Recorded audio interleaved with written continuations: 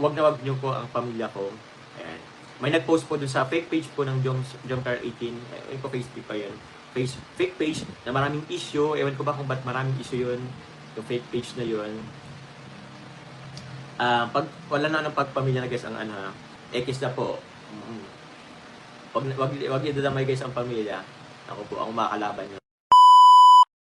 Ayan, good morning po sa inyo lahat. Andito po muli ang Lingkod Star TV Official. Muling nagbabalik at yun napakinggan natin itong clip video ni Papa Jom. Papa Jom na kung saan ito nakita natin sa Facebook. At ito yata nung nakarang araw pa. Ito po yung ating inaano na hindi natin nabigyan ng reaksyon dahil yun nga, ang dami nating hanas sa buhay. Ano? At nag-live naman tayo kanina doon sa ating isang channel kung bakit ang hina po ng aming signal. Kaya po namatay, no? Naputol po. Pasensya na po. So ngayon po reaction na lang tayo at para hindi maano sa signal sa ating internet. Medyo nawawala kasi masama ang panahon. Yan nga sinabi nga ni Papa Jomar, ni Papa Jom na huwag idamay ang kanyang pamilya. Ibang usapan na yan, siya na yung inyong makakalaban, no? Kasi nga dito po sa Jomcar 18 ay mayroong mga nagpo-post talaga na kung saan ay pati magulang. Yun nga yung binasa ko, no, nasa inyo na nakapost na sinasabi na ang magulang daw ay naghihintay lamang ng ayuda, sabi nitong nag-post. Hindi ko ano kung sino itong nag-post na ito, no? Na kung bakit kayo inggit na inggit dito sa kay Papa Joms, no? Bakit kayo galit na galit, ha? Sa kampo niyang May, bakit kayo galit na galit? Anong problema niyo dito sa mga taong ito? Focus lang kayo sa mga tinutulungan ninyo, ha? Lalo ka na Ilongs, no? Kung ano mga kuda mo diyan sa channel mo na alam mo, dito makikita yung mga taong mga ipokrita talaga, no? Yung bang ang gagaling nilang magsalita, yung bang maano ka sa kanila na 'pag tiningnan mo sila, 'pag nagsalita sila, yung bang parang maaawa ka kasi nga mga paawa effect yung mga pagmumukha nila, yung mga style nila ano, na bait-baitan, kumbaga bait-baitan. So hindi po 'yan yung style natin na tayo ay bait-baitan, wala pong gano'n sa atin ano. Kung ano yung ano natin yun na yun kasi yung bait-baitan ka, ay kaplastikan po 'yan, diyan natin makikita yung ano ng tao na, ito medyo ilag tayo dito kasi, parang ang banal-banal naman 'no, magsasalita, ang babanal nila, sabi nga. So, yun yung ating iwasan. Dahil talaga naman, araw-araw ay may mga banat sila, no? May mga banat, may mga pasaring, may mga parinig na kesyo, ayan, tumutulong sila sa mga mahirap. Meron pa nag-ano doon na, ang dami niyo na po ma'am natulungan na mga mahirap. So, bibilib lang ako sa inyo kung ikaw ay hindi katrabahante rin lamang, kung ikaw ay isang negosyante o kaya ikaw isang pilantropo, no? Para ikaw ay tumulong sa mahihirap na hindi mo ginagamit yung kapwa mo. Pero kung ikaw ay tumutulong sa mahihirap, kuno, dinadala mo, saan bang mahirap? Ano yung tinutulungan? 'Di ba? Hmm, parang tinutulungan niyo yung talagang yung mga sikat, eh, 'no? Hmm, naiipokritahan ako dito sa mga taong ito, ano? Ipon ng sponsor, gamitin yung salitang mahirap pero hindi mo makita yung kanilang ginagawa. Puro lang sila ngawa, puro lang parinig, galit na galit sa Jomar, hmm, galit na galit sa Jomcar. Aba, eh, anong nangyari sa inyo? Batikos kayo ng batikos, ha? 'Di ba? O yan, nagsalita si Papa Jom na wag niyong isali. O, totoo naman kasi nabasa siguro yung mga comment doon sa yung mga naka-post nila doon sa isang page na sinasabi nilang fake page. Alam mo kung sinasabi nilang fake page 'to? Yung page na yun ang laki na ng ang daming member doon sa page na yun, pero hindi lahat naman ay siraulo, 'no? Hindi lahat, ilan-ilan lang yung nakikita ko doon na nagko-comment, nagpo-post, kasama na 'to si Anonymous na hindi mo maintindihan kung ito'y kalaban o kakampi. Kasi minsan, kunyari binabatikos niya si Yang Me, pero kung minsan pabor naman dun kay Yang Me, 'no? So, ibig sabihin siya rin lang siguro ito, 'no? Tinatarantado lang niya yung mga tao. Kasi ang galing nila magpaikot, 'di ba? Ang galing nila magpaikot.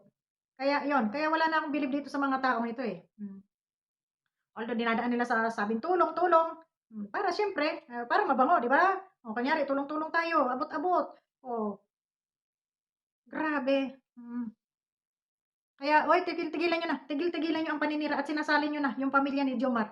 Hindi na maganda 'yan, ha? Nakakaano na kayo dun sa mga tao." Kasi yung pamilya ni Jomar, wala pa man ang kalingap, wala pa man ang ano pa man diyan, wala pang YouTube. Buhay na yung mga 'yan. Nagsisikap na yung mga 'yan.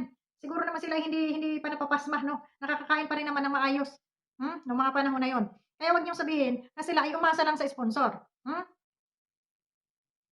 Kasi yung pamilya ni Jomar umasa lang sa bigay, umasa lang sa sponsor. Ang tanong dito sa nagsasabi na 'to, na umaasa lang sa sponsor, ikaw ba'y nag-abot, ikaw ba'y nagbigay? Magkano binigay mo at kasumbat-sumbat ninyo, ha? Kagaya ko, minsan sasabihin, Nangbabalahura yan, pinapalamon sa pamilya ang pambabalahura. Sigurado kayo na yung pambabalahura, yung kita namin, pinapalamon namin sa aming pamilya? Wala nga kaming sinasahod. Paano namin masabi na, paano niyo masabi na pinapalamon namin sa aming pamilya? Eh, wala naman kami sponsor. Katulad ninyo, ha? Yung iba dyan, na talagang umaasa lang sa sponsor. Oh. Eh, ito naman sila Jomar, ito sila, may mga channel naman yan. May mga siguro naman, kahit pa paano, may mga business yung mga yan. Bakit aasa sa sponsor? Yung channel pa lang nila, sapat na yung kita nila, pangkain nila, pang araw-araw nila. Kumita na lang sila ng 50,000, 100K dyan kada buwan sa kanilang channel. Sobra-sobra na. Kaya huwag kayo masyadong makapanlait na yung pamilya ni Jomar ay umaasa sa mga sponsor. Mahiya-hiya naman kayo. Di ba? Kung itong mga taong ito ay sa bundok nakatira at nakita natin kubo-kubo ang bahay at doon sila nag-umpisa, eh baka sabihin natin talagang nabigyan ng maayos na buhay ng mga sponsor. Eh hindi eh. Nakilala natin yung mga yan na mga nakatayo na. May mga sarili ng ano, maganda na yung kanilang pamumuhay. 'Di ba? Inilab team lang. O, kayo lang yung nagbigay doon sa mga sponsor. O, nagbigay kayo. Pero bakit kasumbat-sumbat nyo? Ha? Kailangan sasabihin nyo pa na ungrateful si Jomar.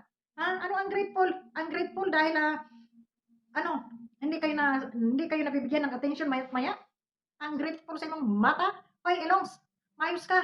Mga ungrateful ka pang nalalaman dyan. Gusto mo, samba-sambahin ka na. Dahil ikaw kuno yung founder. Manahimik, oy. Puro lang kayo kabutbutan.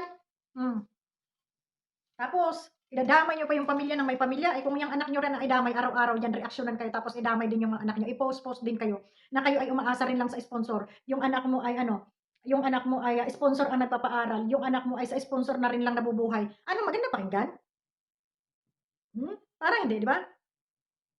Hindi magandang pakinggan yung mga ganon.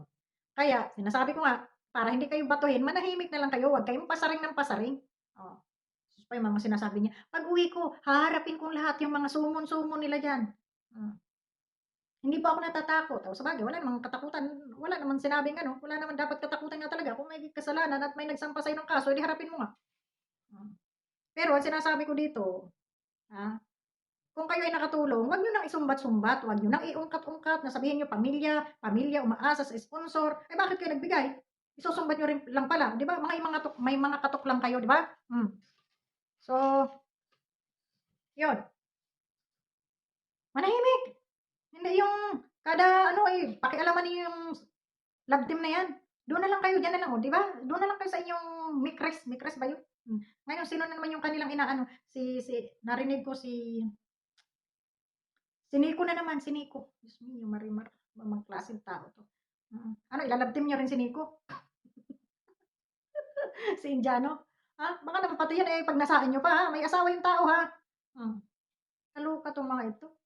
So, maraming salamat po sa inyong lahat at ayun, nasira lang yung ating live kanina dahil yung ating internet nga po ay medyo So yun, huwag niyong pakialaman ang pamilya ni Papa Joms para hindi kayo pakialaman at hindi makapagsalita, hindi maganda yung tao. Kasi binabastos niyo binabastos niyo kaya nakakapagsalita yung tao. Ngayon, pag sinagot kayo ng hindi maganda, sasabihin niyo, ungrateful. Ungrateful sa inyong mga mata. Sasabihin niyo, hindi kayo nirespeto, pero kayo ang mga walang respeto. Ba't ganun?